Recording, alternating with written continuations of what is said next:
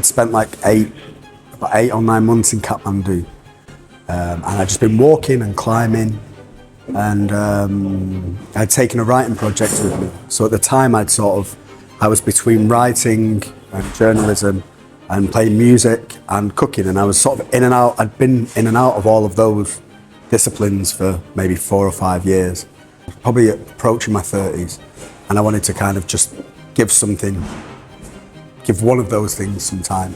So I went away to think about what it was that I'd do. And when I got back, I hadn't done any of the writing that I'd taken with me. I'd done a bit of cooking. I talked about restaurants a lot whilst I was there. So I sort of started to look for a space, I think, for a restaurant, with as much commitment as I could possibly give at that time.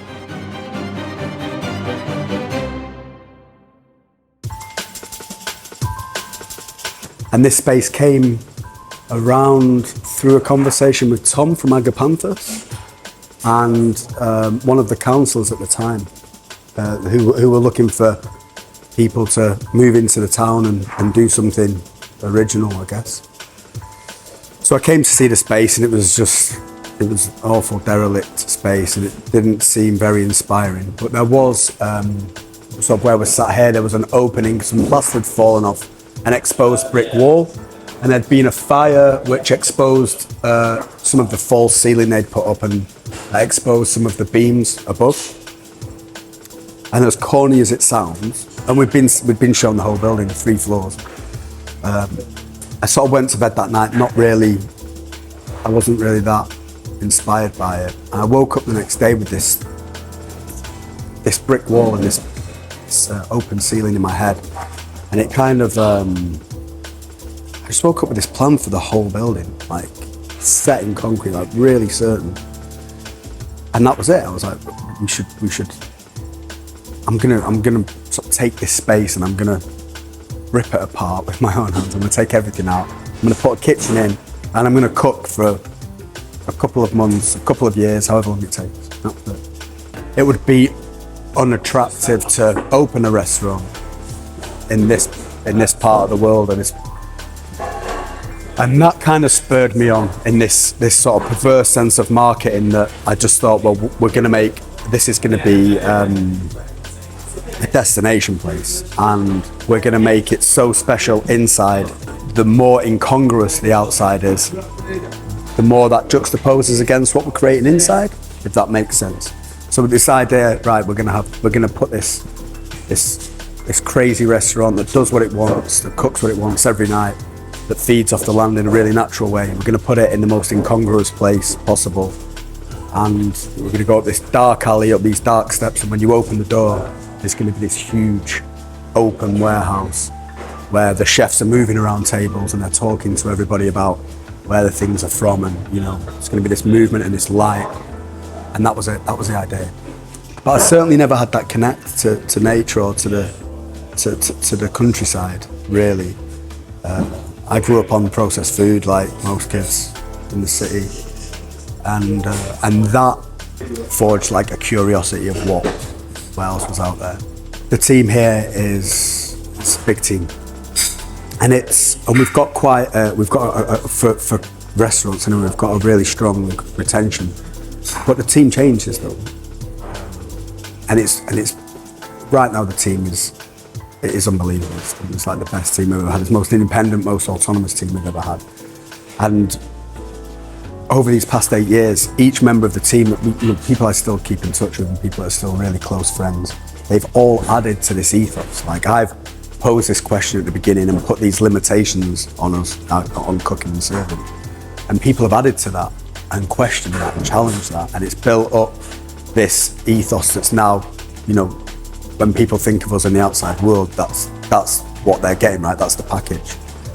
And that isn't possible without the people that have worked here, the people that work here now.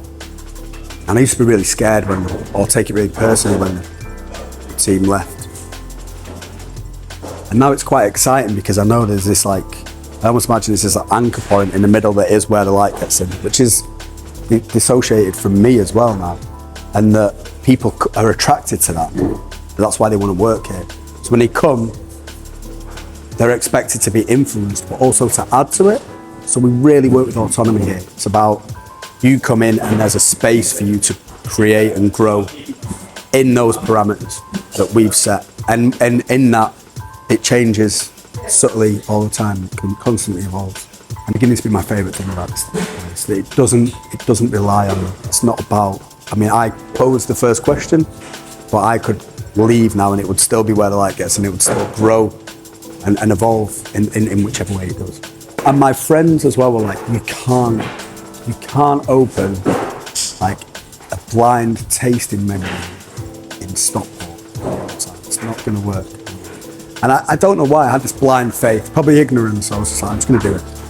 And I did always think I'll do 2 years, 2.5 years, and we'll get a reputation, and we'll move to London, or we'll be offered something somewhere else. And I never felt any loyalty to Stockport. It wasn't like local lad coming home or any of that kind of thing. I didn't have those affections for Stockport. And really, we carried on. I think after 4 years, so hard to remember, but I guess like lockdown happened.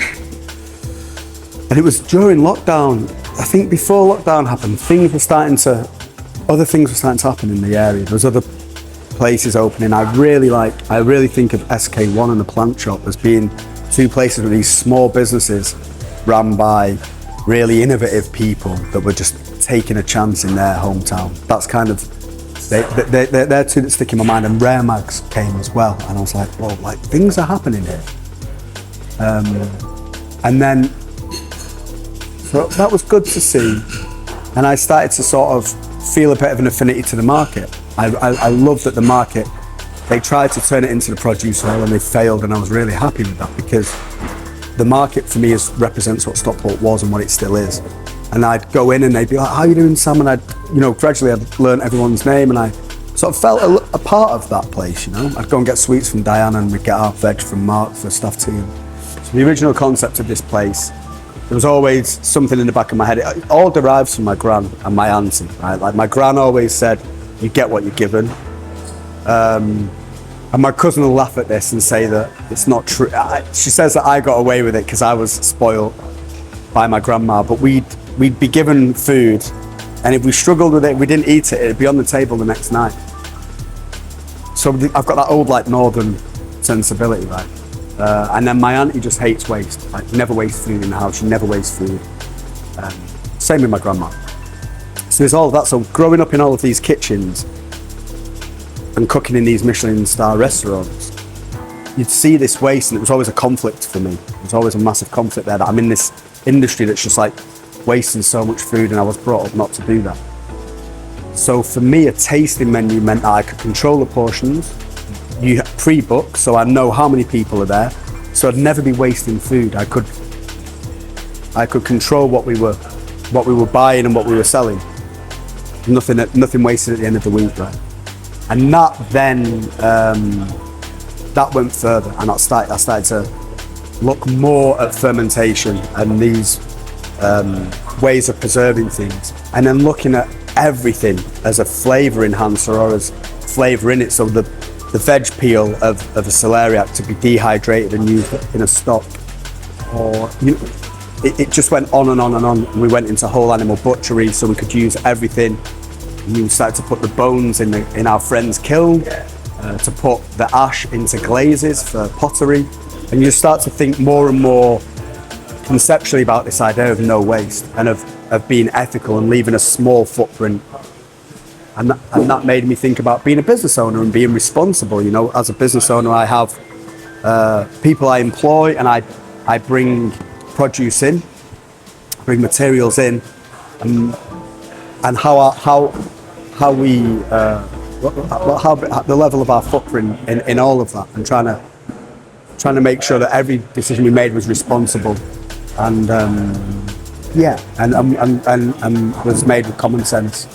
So the food, I guess, evolves from a sense of just trying to be modest in approach and not buying loads in and throwing loads away and having loads of staff in and out of the door, and collaboration with the team, like asking questions, what can we do with this bit that we'd normally throw away, We started to grow food because that helped our understanding more of the difficulty that farmers undertake when they're farming, which then gives us a greater respect of the ingredient, right? It means that we're not going to throw much of it away.